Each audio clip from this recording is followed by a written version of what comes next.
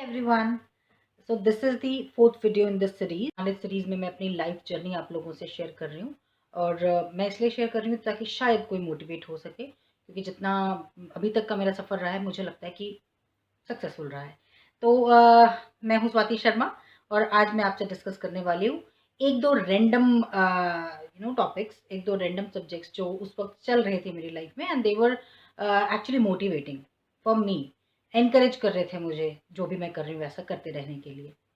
तो उसमें से एक ये है कि there were a few teachers in that school where I was working at the reception and as a as a coordinator.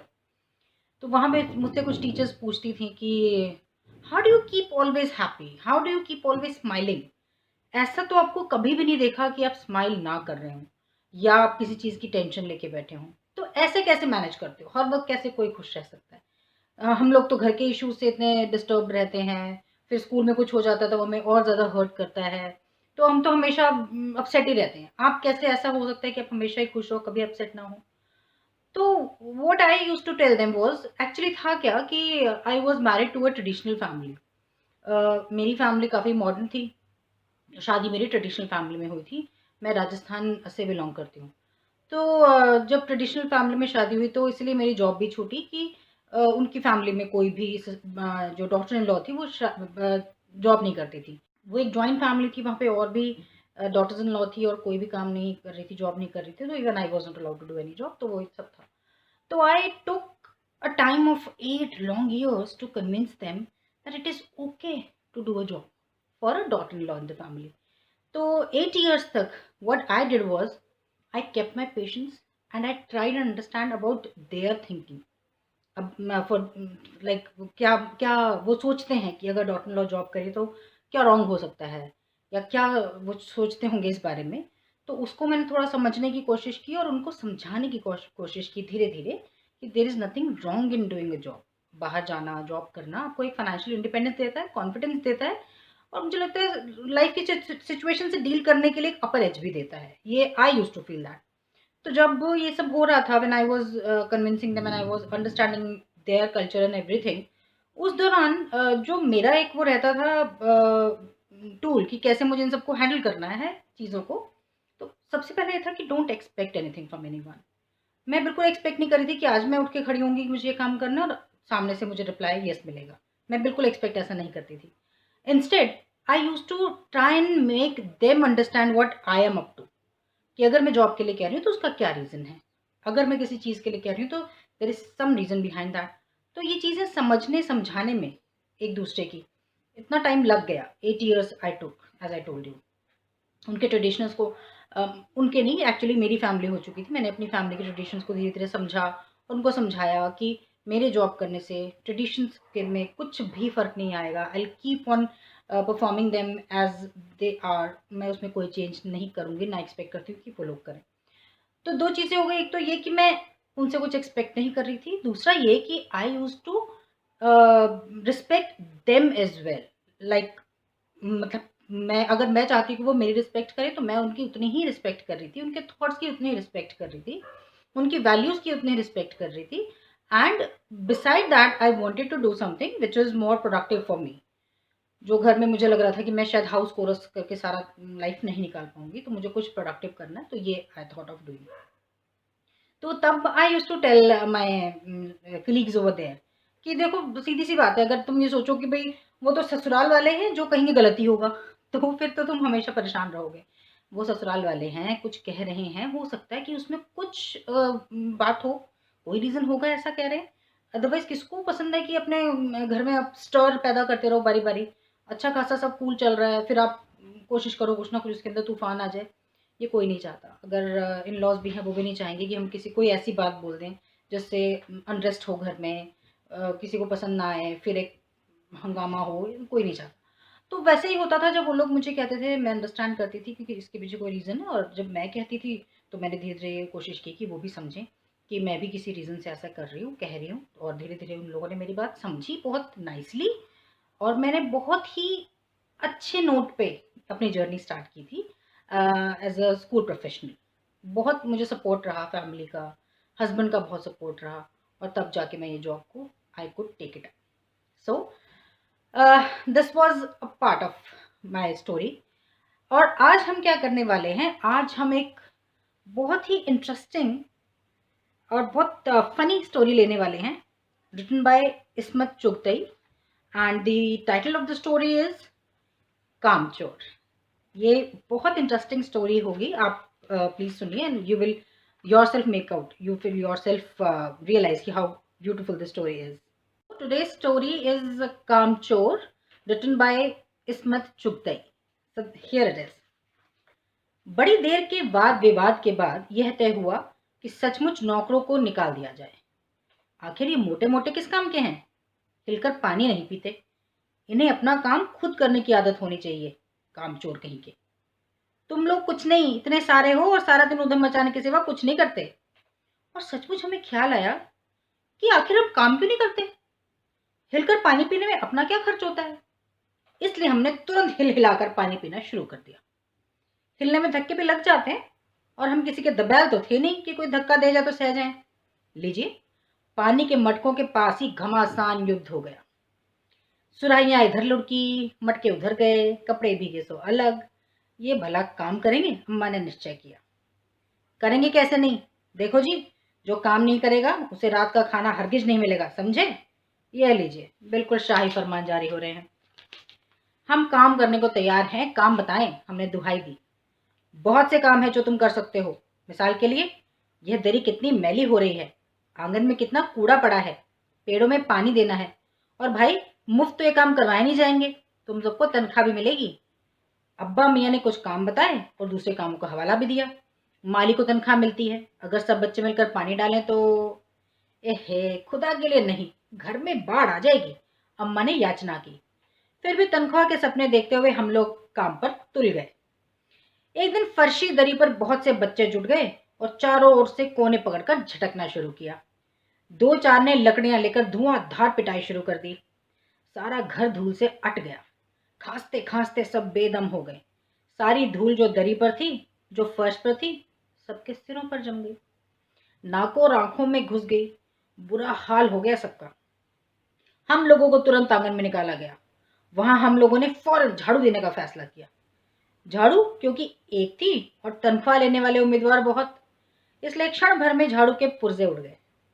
जितनी सीकी जिसके हाथ पड़ी, वह उनसे ही उल्टा सीधे हाथ मारने लगा। अम्मा ने सिर पीट लिया। भाई, ये बुजुर्ग काम करने दे तो इंसान काम करे, अब जरा जरा सी बात पर टोकने लगे तो बस हो चुका काम। असल में झाड़ू देने से पहले जरा पानी छिड़क लेना चाहिए।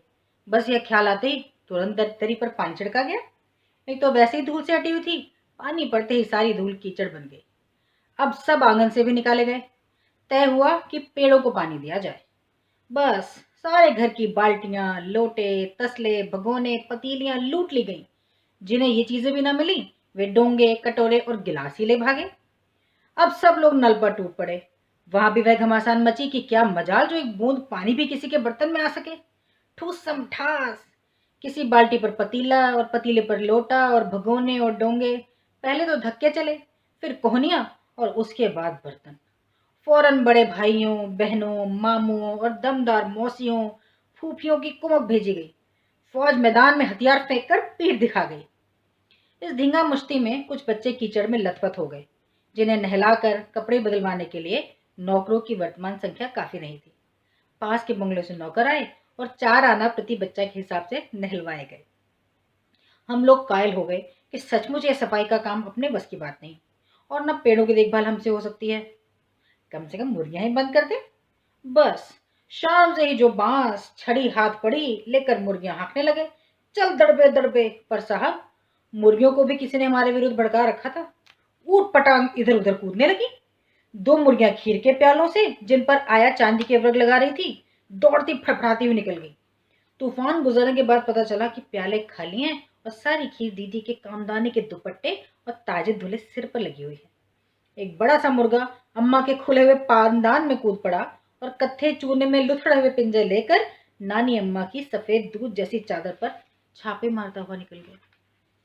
एक मुर्गी दाल की पतीली में छपाक मारकर भागी और सीधी जाकर मोरी में इस तेजी से फिसली कि सारी कीचड़ मौसी जी के मुंह पर पड़ी, जो बैठी हुई हाथ मुंह धो रही थी। इधर सारी मुर्गियां बेनकेल का ऊंट बनी चारों तरफ दौड़ रही थी, एक भी दड़बे में जाने को राजी न थी। इधर किसी को सूझी कि जो भेड़ें आई हुई हैं, लगे हाथ उन्हें भी दाना खिला दिया जाए। दिन भर की भूखी भेड़ें दाने का सूप देखकर जो सब की सब झपटी तो भागकर जाना कठिन हो गया। लष्टम पष्टम तख्तों पर चढ़ गई, पर भेड़ चाल मशहूर है, उनकी नजर तो बस दाने के सूप पर जमी हुई थी। पलंगों को फलांगती, बर्तन लुढ़काती साथ साथ चढ़ गई। तख्त पर बानी दीदी का दुपट्टा फैला हुआ था, जिस पर गोखरी, चंपा और सलमे सितारे रखकर बड़ी दीदी मुगलानी बुआ को कुछ बता रही थी। भेड़े बहुत निसंकोच सबको रौंदती मेंगनों का छिड़काव करती हुई दौड़ गई। जब तूफान गुजर चुका तो ऐसा लगा जैसे जर्मनी की सेना टैंकों और बमबारों सहित उधर से छापा मारकर गुजर गई हो। जहां जहां से सूप गुजरा, भेड़े शिकारी कुत्तों की तरह गंध सूंघती हुई हमला करती गई। हज्जन माँ एक पलंग पर दुपट्टे से मुंह ढाके सो रही थी। उन पर से जो भेड़े दौड़ी तो न जाने वे सपने में किन महलों की सैर कर रही थी, दुपट्टे में उलझी मारो मारो चीखने लगी। इतने में भेड़े सूप को भूलकर तरकारी वाले की टोकरी पर टूट पड़ी। वह दालान में बैठी मटर की फलियां तोल तोल कर रसोइयों को दे रही थी। वह अपनी तरकारी के बचाव करने के लिए सीना तान कर उठ खड़ी। आपने कभी भेड़ों को मारा होगा तो अच्छी तरह देखा होगा कि बस ऐसे लगता है जैसे रुई की तकिए को कूट रहे हो। भेड़ों को चोट ही नहीं लगती, बिल्कुल यह समझकर कि आप उनसे मजाक कर रहे हैं। वे आप पर भी चढ़ बैठेंगी। जरा सी देर में भेड़ों ने सारी छिलकों समेत अपने पेट की कढ़ाई में झोंक दी। इधर ये प्रलय मची थी, उधर दूसरे बच्चे भी लापरवाह नहीं थे। इतनी बड़ी फौज थी जिसे रात का खाना न मिलने की धमकी मिल चुकी थी। वे 4 भैंसों का दूध दूहने पर जुट गए। धुली बेधुली बाल्टी लेकर 8 हाथ 4 थनों पर पिल पड़े। भैंस एकदम जैसे चारों पैर जोड़कर उठी और बाल्टी को लात मारकर दूर जा खड़ी हुई। तय हुआ कि भैंस की अगाड़ी पिछाड़ी बांध दी जाए और फिर काबू में लाकर दूध धु लिया जाए। बस झूले की रस्सी उतार कर भैंस के पैर बांध दिए गए। पिछले 2 पैर चाचा जी की चारपाई के पायों से बांध अगले 2 पैरों को बांधने की कोशिश जारी थी कि भैंस चौकन्नी हो गई। छूट कर जो भागी तो पहले चाचा जी समझे कि शायद कोई सपना देख रहे हैं। फिर जब चारपाई पानी के ड्रम से टकराई और पानी छलक कर गिरा तो समझे कि आंधी तूफान में फंसे हैं, साथ में भूचाल भी आया हुआ है। फिर जल्दी ही उन्हें असली बात का पता चल गया और वे पलंग की दोनों पटियां पकड़े बच्चों को छोड़ देने वालों को बुरा भला सुनाने लगे। यहाँ बड़ा मजा आ रहा था। भैंस भागी जा रही थी और पीछे पीछे चरपाई पर उस पर बैठे हुए थे चाचा जी। ओहो, एक भूल ही हो गई, यानी बछड़ा तो खोला ही नहीं, इसलिए तत्काल बछड़ा भी खोल दिया गया। तीर निशाने पर बैठा और बछड़े की ममता में व्याकुल होकर भैंस ने अपने खुरों को ब्रेक लगाए। बछड़ा तत्काल जुट गया। धोने वाले गिलास कटोरे लेकर लपके, क्योंकि बाल्टी तो छपाक से गोबर में जा गिरी थी। बछड़ा फिर बागी हो गया। कुछ दूध जमीन पर और कपड़ों पर गिरा। 2-4 धारें गिलास कटोरों पर भी पड़ गई। बाकी बछड़ा पी गया। यह सब कुछ मिनट की 3/4 में हो गया।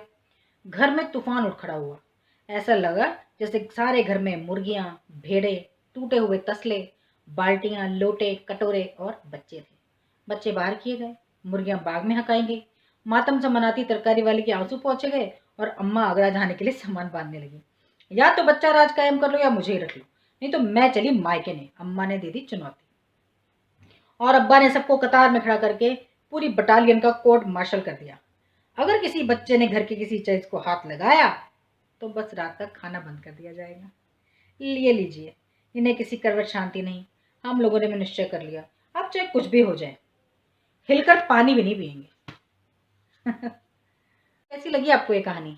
आई होप पसंद आई होगी। इसी तरह की और छोटी मोटी कहानियों और अपनी लाइफ की कहानी के छोटे मोटे किस्सों के साथ फिर मिलते रहेंगे। तब तक इंतजार कीजिए मेरे नेक्स्ट वीडियो का। Thank you so much for liking, sharing and subscribing.